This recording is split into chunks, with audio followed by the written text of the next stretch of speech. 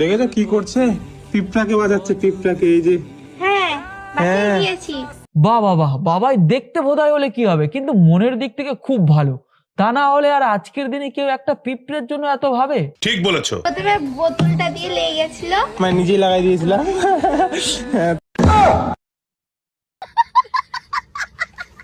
না গাইস, এই প্রথমবার ভোদাইয়ের জন্য আমার মনে একটু হলেও ভালো ফিল হচ্ছিল, কিন্তু না, এ তো দেখছি পিঁপড়াটাকে নিজেই মেরে নিজেই বাঁচানোর চেষ্টা করছে, আবার বলছে বাঁচিয়েই দিয়েছি। খুব অন্যায় হয়েছে। তারপর বাঁচাই দিয়েছি।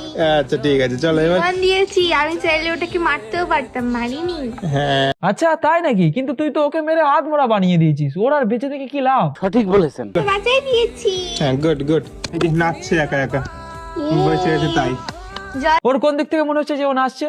ওর তো মেরে হাত মোড়া বানিয়ে দিয়েছিস, আর ও যন্ত্রণায় ছটপট করছে, আর এই শীতের সময় তার উপর ওর গায়ে জল ঢেলে দিয়েছিস, মানে কাটা গায়ে নুনের ছিটে দেওয়ার মতো। ঠিক বলেছো। আর সেটাই দেখে এই কেলানেকান্ত বোকাচন্দ্র বলছে নাচ করছে। খুব দারুণ লজ্জার ব্যাপার।